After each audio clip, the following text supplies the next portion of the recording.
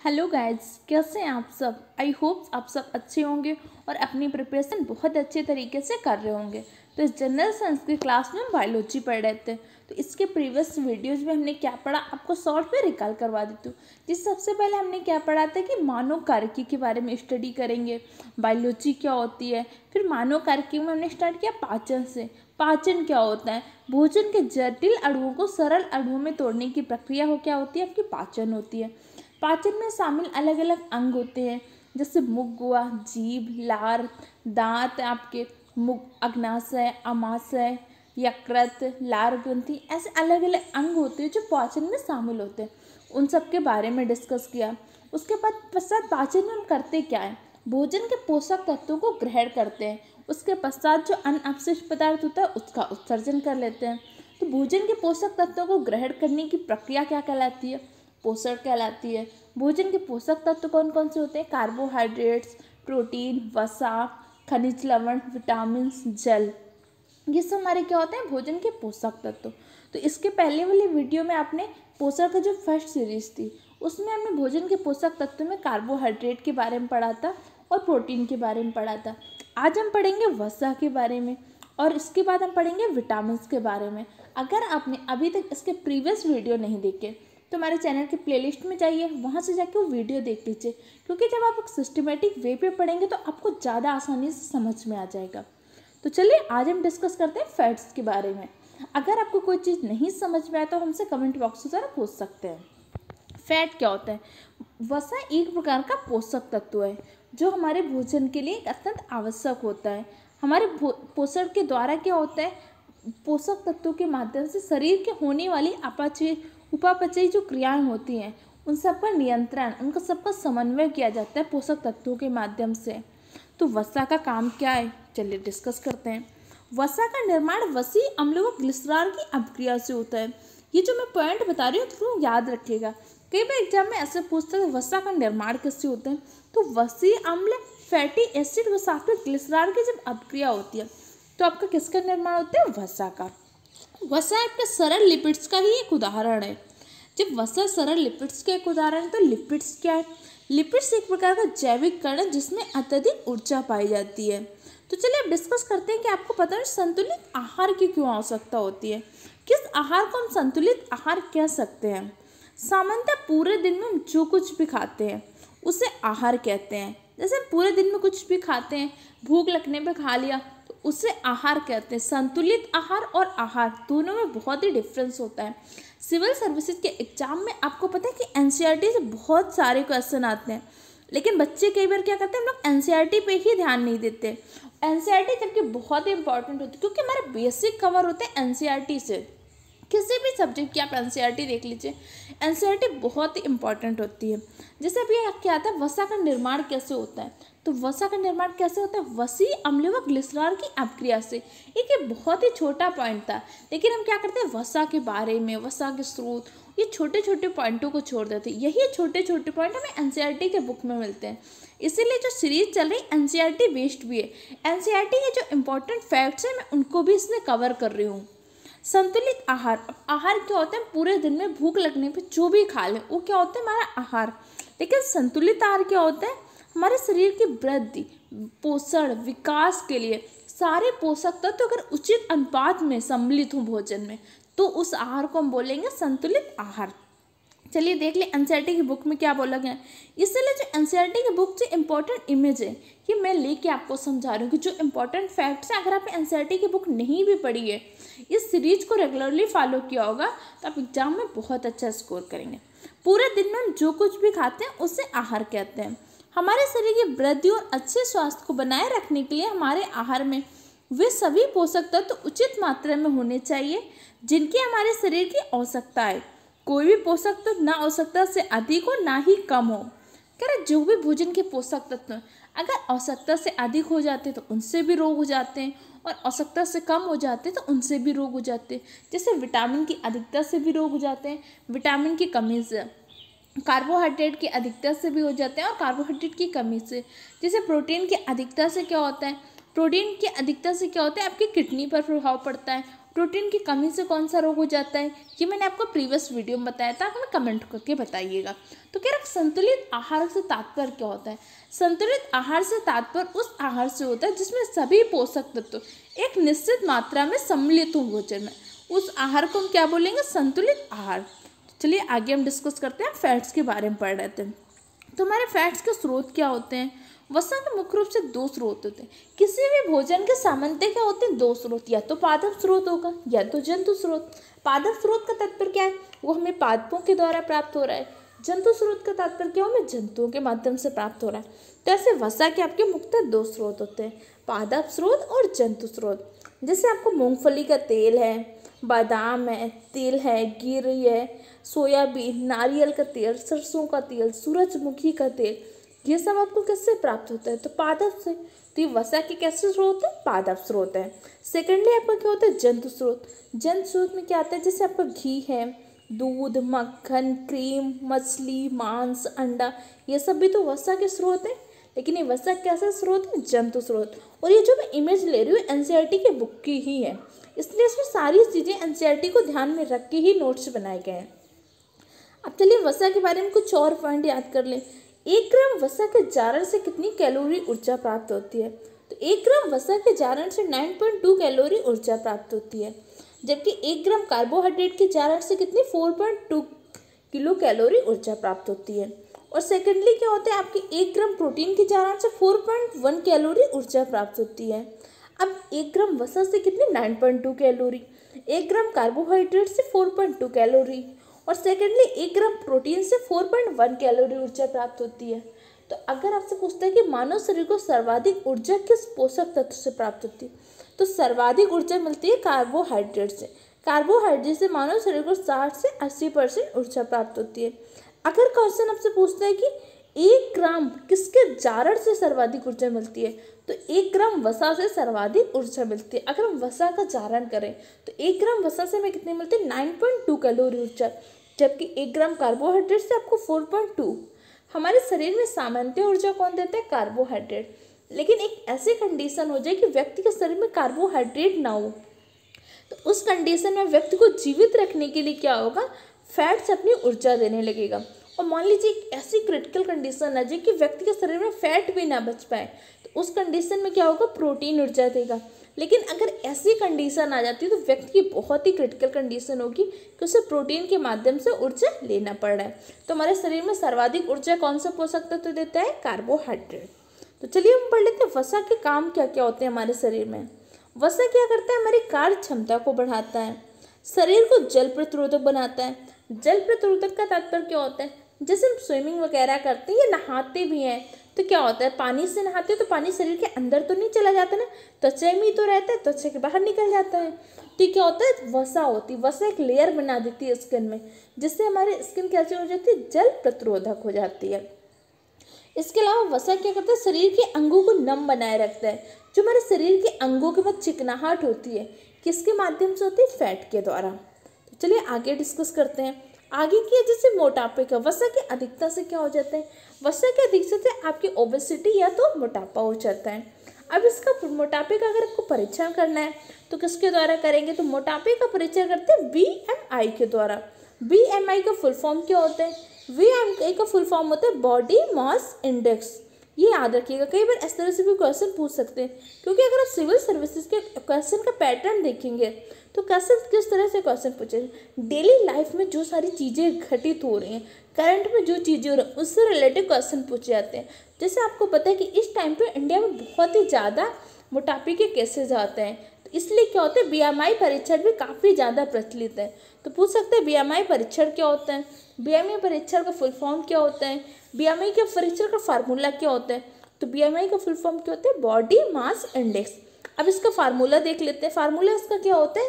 Weight upon height का square होता है। ये किसका फार्मूला होता है? आपका BMI का। जिस व्यक्ति का आपको BMI परीक्षण करना है उसके ऊपर पहले उसका वेट रखिए, उसके बाद हाइट का स्क्वायर कर दीजिए इन मीटर में, उसके बाद जो आपको निकलेगा वही आपका क्या होता है? BMI परीक्षण। अब जैसे BMI परीक्षण से मान आपके 18 से लेके 18 से 25 के मध्य आते हैं, 18 से 25 के बीच आते हैं, तो कैसा होता है? व्यक्ति नॉर्मल कंडीशन में है। अगर 25 से 30 में है तो व्यक्ति को क्या ओबेसिटी मोटापा है। अगर ओवरवेट है, इसके बाद अगर वो 30 से अधिक है तब उसको बहुत अधिक मोटापा है। तो ये क्या होता है आपका बीएमआई परीक्षण। बीएमआई परीक्षण से किसका परीक्षण करते हैं, मोटापे का। बीएमआई परीक्षण का फार्मूला क्या होता है, वेट अपन हाइट का स्क्वायर किलोग्राम प्रति मीटर स्क्वायर। अब चलिए हम पढ़ लेते हैं फैट्स के प्रकार कितने होते हैं। तो वसा के आपके मुख्य रूप से 2 प्रकार होते हैं, संतृप्त वसा व असंतृप्त वसा। संतृप्त वसा मतलब सैचुरेटेड फैट्स, अनसैचुरेटेड फैट। अब संतृप्त वसा के कुछ इंपॉर्टेंट पॉइंट होते हैं, कई बार इनसे रिलेटेड क्वेश्चन आपके एग्जाम में पूछे जा सकते हैं। अगर आपको वीडियो हेल्पफुल लग रहा है तो हमारे चैनल को सब्सक्राइब करें, वीडियो को लाइक करें और साथ ही साथ जो इंपॉर्टेंट पॉइंट बता रहे हो इनके नोट्स बनाते चलिए। संतृप्त वसा जो होती है इनमें कार्बन अणुओं के मध्य में क्या होता है, डबल बॉन्ड नहीं पाया जाता है। जैसे कार्बन अणुओं के मध्य में क्या होता है, डबल बॉन्ड। तो संतृप्त वसा जो सैचुरेटेड फैट्स होते हैं उनमें कार्बन अणुओं के मध्य में डबल बॉन्ड नहीं पाया जाता, जबकि आपके अनसैचुरेटेड फैट्स में क्या होता है, डबल बॉन्ड पाया जाता है। और संतृप्त वसा का अगर हम ताप कम करते हैं तो ठोस में, तथा अगर ताप में वृद्धि करते हैं तो द्रव में बदल जाती है। सामान्यतः ताप में क्या होता है, अगर संतृप्त वसा का ताप कम कर दीजिए तो क्या होती है, ठोस अवस्था में परावर्तित हो। अगर ताप में अधिक वृद्धि कर देते हैं तो फिर क्या होती है, द्रव अवस्था में परावर्तित हो जाती है। अब चलिए देख लेते हैं संतृप्त वसा के कुछ उदाहरण क्या होते हैं। जैसे आपका घी है, मक्खन है, नारियल तेल, ये सब क्या संतृप्त वसा के अंतर्गत। जैसे आपने देखा होगा घरों में घी क्या होता है, ठंडी के मौसम में क्या होता है, जम जाता है ना। क्यों, क्योंकि वो एक प्रकार का संतृप्त वसा है। जबकि गर्मी होती है तो लिक्विड फॉर्म में आ जाता है। अब जैसे कई बार मैंने बच्चों को देखा है कि संतृप्त वसा में क्या याद कर लेते हैं, जितने भी आपके जंतु स्रोत है वो क्या होते हैं, संतृप्त वसा के अंतर्गत आते हैं। सामान्यतः ऐसा होता है जबकि नारियल तेल भी आपको संतृप्त वसा के अंतर्गत आता है, जबकि प्राप्तों में पादप से होता है, जंतु से तो प्राप्त नहीं होता है। लेकिन ये जैसे नारियल तेल है, ऐसे उसमें क्या होता है, असंतृप्त वसा में मछली का तेल। तो ऐसा नहीं कह सकते कि जितने भी जंतु स्रोत होते हैं आपके संतृप्त वसा के अंतर्गत आते हैं। आपको इसकी क्वालिटी याद रखनी पड़ेगी। संतृप्त वसा के कार्बन अणुओं के मध्य में द्विबंधन नहीं पाया जाता। और इसका भौतिक परिवर्तन क्या होता है, ताप कम करने पर यह ठोस में तथा ताप में वृद्धि करने पर द्रव में परावर्तित हो जाती है। चलिए पढ़ लेते हैं असंतृप्त वसा के बारे में। असंतृप्त वसा में क्या होता है, डबल बॉन्ड पाए जाते हैं। जो कार्बन अणुओं के मध्य में होते हैं असंतृप्त वसा में डबल बॉन्ड पाए जाते हैं। असंतृप्त वसा सामान्यतः द्रव अवस्था में पाई जाती है। अब इसके प्रमुख उदाहरण क्या हैं, जैसे आपको जैतून का तेल, मछली का तेल, ये सब किसके, असंतृप्त वसा के उदाहरण हैं। तो इस तरह से आपने वसा के बारे में जाना। अब वसा के काम तो आपको पता है कि हमारी कार्य क्षमता को बढ़ाता है, शरीर को जल प्रतिरोधक बनाता है, शरीर के अंगों को मुलायम रखता है। अब सोचिए कि अगर वसा की कमी हो जाएगी तो क्या होगा। पहले तो व्यक्ति की कार्य क्षमता में कमी हो जाएगी, व्यक्ति की जो सतह की रक्षा करता है, क्योंकि वसा क्या करता है, एक लेयर बनाता है, व्यक्ति बहुत ही दुबला कमजोर दिखने लगता है। और दूसरा क्या होता है, अंगों को मुलायम रखता है। अगर फैट्स की कमी हो जाती है तो अंग आपस में रगड़ने लगते हैं। तो ये सब क्या होता है, वसा की कमी से होने वाले रोग कह सकते हैं। ये सारे पॉइंट आपको खुद से सोच रहे होंगे। जैसे मैंने आपको वसा के काम बताए, तो अब अगर वसा कम है तो ये काम नहीं होंगे, तो यही कमी हो जाएगी। इस तरह से आपको खुद सोचना होगा कि क्वेश्चन किस तरह से बन सकते हैं। चलिए अब हम दूसरा पोषक तत्व पढ़ लेते हैं, विटामिन के बारे में। विटामिन के रिलेटेड कई बार क्वेश्चन पूछता है, विटामिन का नामकरण किसने किया था। तो विटामिन का नामकरण किया था फंक नामक वैज्ञानिक ने। और विटामिन क्या करता है, हमारे रोगों से सुरक्षा प्रदान करती है। अब जैसे अलग अलग विटामिन होते हैं, उनकी कमी से कुछ होने वाले रोग होते हैं। तो चलिए डिस्कस कर लेते हैं। जैसे आपको कुछ स्रोत दिए हैं विटामिन ए के, कुछ स्रोत जैसे आम, पपीता, गाजर, ये सब क्या होते हैं, विटामिन ए के स्रोत होते हैं। विटामिन ए का रासायनिक नाम क्या होता है, रेटिनॉल। विटामिन ए की कमी से होने वाला रोग कौन सा होता है, नाइट ब्लाइंडनेस या तो रतौंधी। इसके अलावा आंखों में सूखापन हो जाता है, किसके, विटामिन ए की कमी से। इसी तरह से इमेज में दिया विटामिन बी के कुछ स्रोत हैं, जैसे संतरा है, अमरूद है, मिर्च, नींबू, आंवला। विटामिन बी के स्रोत, विटामिन सी के स्रोत हैं, जैसे गेहूँ, यकृत, चावल, ये आपके क्या विटामिन बी के स्रोत हैं। अमरूद है, संतरा, मिर्च, नींबू, ये आपके विटामिन सी के स्रोत हैं। ऐसे विटामिन डी के कुछ स्रोत हैं, जैसे दूध, मछली, अंडे, ये सब क्या विटामिन डी के स्रोत। चलिए एक एक विटामिन के बारे में डिटेल से पढ़ते हैं। विटामिन ए, इसका रासायनिक नाम क्या होता है, रेटिनॉल। विटामिन ए की कमी से कौन सा रोग हो जाता है, तो विटामिन ए की कमी से रेटिनॉल व आंखों में सूखापन नामक रोग हो जाता है। विटामिन ए के स्रोत कौन कौन से होते हैं, जैसे गाजर, पपीता, अभी मैंने आपको दिखाया ना, तो ये सब क्या विटामिन ए के स्रोत हैं। इसकी कमी से व्यक्ति की आंखों में सूखापन होने लगता है या तो उससे नाइट ब्लाइंडनेस रतौंधी नामक रोग हो जाता है। इसके केमिकल नाम और इसकी कमी से होने वाला रोग ये आपके लिए बहुत इंपॉर्टेंट है, इसको याद रखिएगा। अब चलिए हम पढ़ते हैं vitamin B complex. Vitamin B complex के अंतर्गत आपकी अलग अलग विटामिन आती है, जैसे विटामिन B1। B1 का रासायनिक नाम क्या होता है? थायमीन। B1 की कमी से होने वाला रोग कौन से होता है? तो B1 की कमी से आपका रोग हो जाता है बेरी। B2 का रासायनिक नाम राइबोफ्लेविन। B2 की कमी से क्या हो जाता है? B2 की कमी से ओठ फटने लगते हैं, जीभ में लाल लाल दाने होने लगते हैं, ये किससे? विटामिन B2 की कमी से हो जाता है। विटामिन B3, इसका केमिकल नेम क्या होता है? नियोसिन। B3 की कमी से क्या हो जाता है? पेलेग्रा नामक रोग हो जाता है। ये पॉइंट याद रखना, B3 की कमी से पेलेग्रा होता है। जबकि अगर आपने अपडेटेड लेसन का तो क्लियर नहीं कह सकती, लेकिन पहले के लेसन में इसको गलत दिया हुआ है, तो आपको ये याद रखना NCERT बेस्ड है और आपको हमेशा NCERT की चीज़ों को ही सही मानना है। कई बार क्या होता है अदर राइटर्स की बुक में थोड़ा बहुत गड़बड़ होता है, इसलिए आपको NCERT को ही सही मानना है। NCERT में दिया हुआ विटामिन B3 की कमी से पेलेग्रा नामक रोग हो जाता है। और विटामिन B3 का रासायनिक नाम क्या होता है? नियोसिन। नियोसिन को निकोटोनिक एसिड भी कहते हैं। तो एक बार आपके एग्जाम में ऐसे क्वेश्चन पूछा जा चुका है कि B3 का रासायनिक नाम या फिर उससे कहते थे जो निकोटोनिक एसिड होता है किसको बोलते हैं? तो B3 को ही बोलते हैं। ठीक है, अगला पढ़ते हैं B5 पेंटाथेनिक। B5 की कमी से क्या हो जाता है? B5 की कमी से क्या होता है? बालों का झड़ना प्रारंभ हो जाता है। विटामिन B5 की कमी से क्या होता है? बालों का झड़ना प्रारंभ हो जाता है। और B6 की कमी से क्या होता है? एनीमिया नामक रोग हो जाता है।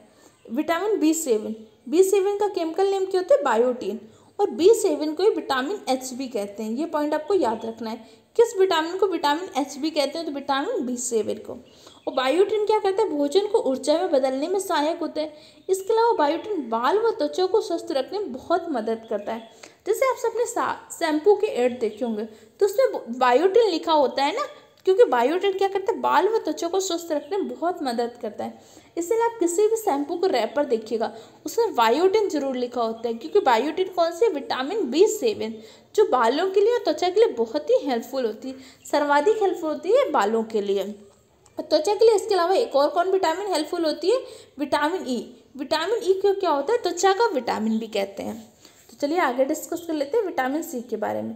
विटामिन C का केमिकल नेम क्या होता है? स्कार्बिक एसिड। और विटामिन C की कमी से क्या हो जाता है? स्कर्वी नामक रोग हो जाता है। और जो हमारे घाव होते हैं, घाव नहीं भर पाते, क्योंकि विटामिन C क्या होते हैं? आपके घाव भरने में सहायक होती है। और विटामिन C को ताप संवेदी विटामिन भी कहती है, इस पॉइंट को याद रखना है। जैसे विटामिन C को गर्म करने पर क्या हो जाती है? नष्ट हो जाती है, इसीलिए विटामिन C को हम ताप संवेदी विटामिन भी कहते हैं। अब चलिए आगे डिस्कस कर लेते हैं विटामिन C की कमी से कौन सा रोग हो जाता है। तो विटामिन C की कमी से स्कर्वी नामक रोग हो जाता है। जैसे मैंने आपको स्रोत की इमेज लगा के देख लिया, आप PDF में जाके देख सकते हैं। और PDF के लिए आप हमारे टेलीग्राम चैनल को ज्वाइन कर लीजिएगा। विटामिन E के को स्रोत, जैसे विटामिन E के स्रोत क्या होते हैं? आपका आम है, गाजर, पपीता, दूध, मछली का तेल। विटामिन B के जैसे बताया मैंने लीवर है, गेहूँ है, चावल है। चावल का जैसे जो होता है ना ऊपरी सतह होती है, उसमें विटामिन B1 पाया जाता है। इसके अलावा विटामिन C के कुछ स्रोत संतरा, अमरूद, टमाटर, मिर्च, नींबू, आंवला जो खट्टे फल होते हैं उसमें क्या होता है? आपके विटामिन C पाए जाते हैं। विटामिन D के कुछ स्रोत जिससे आपका क्या है?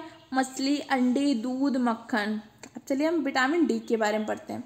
विटामिन D इसे सनशाइन विटामिन भी कहते हैं, इस पॉइंट को याद रखिएगा। इसका केमिकल नेम क्या होता है? कैल्सीफेरॉल। और विटामिन D का संश्लेषण त्वचा के द्वारा सूर्य के प्रकाश की उपस्थिति में होता है। जैसे आप सबने सुना होगा कि लोग कहते हैं कि विटामिन D हमें सूर्य से मिलता है। विटामिन D सूर्य से नहीं मिलता, विटामिन D सूर्य के प्रकाश की उपस्थिति में हमारे शरीर में खुद इसका संश्लेषण किया जाता है। और इसमें आपका एक बैक्टीरिया हेल्पफुल होता है, कौन सा? E coli bacteria. अब ई कोलाई बैक्टीरिया कहाँ पे पाया जाता है? ये मैंने आपको पाचन वाले टॉपिक में समझाया था, तो आप इसका आंसर कमेंट बॉक्स में दीजिए, क्योंकि इस तरह से अगर आप प्रीवियस वाले आंसर भी देते जाएंगे तो आपको रिवीजन होता रहेगा। अगर आपको नहीं आता तो इसके पहले वाली वीडियो देख लीजिए। तो विटामिन D के संश्लेषण में कौन सा बैक्टीरिया सहायक होता है? तो कौन सा? E coli bacteria vitamin D के संश्लेषण में सहायक होता है। विटामिन D का संश्लेषण किसकी उपस्थिति में होता है? तो विटामिन D का संश्लेषण सूर्य के प्रकाश की उपस्थिति में होता है। अब विटामिन D की कमी से कौन सा रोग हो जाता है? तो विटामिन डी की कमी से क्या होता है, रिकेट्स और ऑस्टियोमैलासिस नामक रोग हो जाते हैं। इसके अलावा विटामिन डी का एक और काम होता है, विटामिन डी क्या करता है, कैल्शियम अवशोषण क्षमता को बढ़ाता है। अब कैल्शियम का कारण क्या होता है, कैल्शियम के कारण ही कठोरता होती है। अब जब कैल्शियम का अवशोषण अच्छे से नहीं हो पाएगा तो हमारी हड्डियां कमजोर हो जाएंगी, इसीलिए बच्चों में रिकेट्स और वयस्कों में क्या होता है, ऑस्टियोमैलासिस नामक रोग हो जाता है। किस विटामिन की कमी से, विटामिन डी की कमी से। इसीलिए विटामिन डी को हार्मोन भी कहते हैं। तो कई बार आपसे ऐसे क्वेश्चन पूछ सकते हैं, ऐसे कौन से विटामिन है जिसे हम हार्मोन भी कहते हैं। ये बहुत ही इंपॉर्टेंट क्वेश्चन, इसको याद ही रखिएगा। विटामिन डी ऐसे विटामिन है जिसे हम हार्मोन भी कहते हैं। और विटामिन डी क्या करती है, कैल्शियम अवशोषण की क्षमता को भी बढ़ाती है। अब चलिए नेक्स्ट विटामिन डिस्कस करते हैं, विटामिन ई। अगर आपको कोई चीज़ पॉइंट नहीं समझ में आ रहा तो आप मुझसे कमेंट के द्वारा पूछ सकते हैं। विटामिन ई, इसका केमिकल नेम क्या होता है, टोकोफेरॉल। और विटामिन ई क्या करता है, युग्मक निर्माण में सहायक होता है। युग्मक का तात्पर्य क्या होता है, जैसे पुरुषों में क्या होता है, शुक्राणु के निर्माण में, और मादा में क्या होता है, अंडाणु के निर्माण में। कौन सा विटामिन सहायक होता है, विटामिन ई। और विटामिन ई त्वचा के लिए अत्यंत महत्वपूर्ण विटामिन है, इसलिए इसको क्या बोलते हैं, स्किन विटामिन बोलते हैं। किसको, विटामिन ई को। या फिर आपसे पूछ सकते हैं प्रजनन विटामिन किसको कहते हैं, तो प्रजनन विटामिन किसको कहते हैं, विटामिन ई। विटामिन ई से क्या होता है, विटामिन ई की कमी से व्यक्ति की जनन क्षमता में कमी आ जाती है। ये हो गया विटामिन ई से रिलेटेड इंपॉर्टेंट पार्ट। अब विटामिन के, विटामिन के की कमी से क्या होता है, रक्त का थक्का नहीं जम पाता, क्योंकि विटामिन के क्या होता है, रक्त का थक्का जमाने में सहायक होता है। जैसे कई बार हमें चोट लग जाती है, कुछ समय पश्चात ब्लड निकलने लगता है, कुछ समय पश्चात रुक जाता है ना, तो कैसे रुक जाता है, विटामिन के की मदद से। क्योंकि विटामिन के क्या होता है, ब्लड क्लॉटिंग में सहायक होती है। और इसके अलावा कौन होती है, फाइब्रिनोजन नामक प्रोटीन होती है जो ब्लड क्लॉटिंग में सहायक होती है। तो विटामिन के क्या होता है, रक्त का थक्का जमाने में सहायक है। अगर विटामिन के की कमी हो जाती है तो व्यक्ति के रक्त का थक्का नहीं जम पाता। अगर आपसे पूछता है कि हमारे शरीर के अंदर फिर रक्त क्यों नहीं जम पाता, तो हमारे शरीर में क्या होता है, हिपेरिन नामक एक पदार्थ पाया जाता है जो शरीर के अंदर रक्त को नहीं जमने देता। चलिए इसके एक बार रिलेटेड एग्जाम्पल पढ़ लेते हैं कि इसकी कमी से कौन सा रोग हो जाता है। जैसे विटामिन B1 की कमी से क्या होता है, बेरी। विटामिन ई की कमी से जीरोफ्थेलिया या रतौंधी। जीरोफ्थेलिया मतलब क्या होता है, आंखों में सूखापन हो जाता है। विटामिन B2 की कमी से क्या होता है, कोलाइसिस, ग्लाइटिस तथा साइबेरिया डर्मेटिस नामक रोग हो जाता है। डर्मेटिस त्वचा से संबंधित एक प्रकार का रोग होता है। ये सारे पॉइंट आपको याद रखने हैं। B3 की कमी से क्या हो जाता है, B3 से कमी से चर्म रोग हो जाता है, वृद्धि कम होती है, बाल सफ़ेद होने लगते हैं और जनन क्षमता में भी कम हो जाती है। किसके, B3 की कमी से। B5 से क्या हो जाता है, पेलॉक्रा। जैसे यहाँ पे भी देख सकते हैं B5 से पेलॉक्रा, जबकि B5 से नहीं होता। अगर आप इस टाइम पे देखेंगे NCERT की बुक में तो उसमें नहीं दिया हुआ है, ठीक है। B6 की कमी से कौन सा होता है, B6 की कमी से क्या होता है, रक्ताल्पता, खून की कमी हो जाती है, चर्म रोग हो जाते हैं, PSC18। B9 की कमी से क्या होता है, रक्ताल्पता हो जाता है। B6, B9, B7 ये सब क्या अंतर संबंधित विटामिन है। B कॉम्प्लेक्स की कुछ विटामिन क्या आपस में अंतर संबंधित है।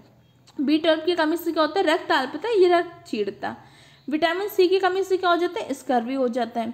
विटामिन डी से क्या हो जाता है, सूखा रोग या ऑस्टियोमैलासिस। सूखा रोग जिसे हम रिकेट्स कहते हैं, तो किससे होता है, विटामिन डी की कमी से। रिकेट्स किसको होता है, तो बच्चों को हो जाता है।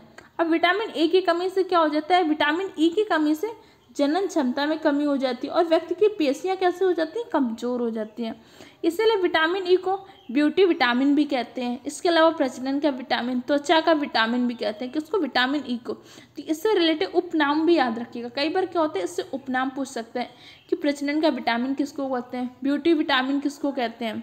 विटामिन के की कमी से क्या होता है, रक्त का थक्का नहीं जम पाता, ब्लड क्लॉटिंग नहीं हो पाती। और विटामिन ए से तो रतौंधी हो ही जाता है। तो इस तरह से आज हमने प्रमुख पोषक तत्व में आपने वसा के बारे में, विटामिन के बारे में डिस्कस किया।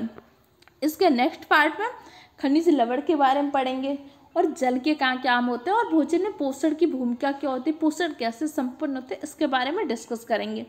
अगर आपको ये वीडियो हेल्पफुल लगा है तो हमारे चैनल को सब्सक्राइब करें, वीडियो को लाइक करें और अपने दूसरे फ्रेंड के साथ भी शेयर करें। फिर अगर आपको कोई चीज़ नहीं समझ में आई तो अपने कमेंट बॉक्स के द्वारा पूछ सकते हैं, या फिर आप कोई सजेशन देना चाहते हैं तो सजेशन भी हमें कमेंट बॉक्स के द्वारा दीजिए। Okay friend, thank you for the watching my video.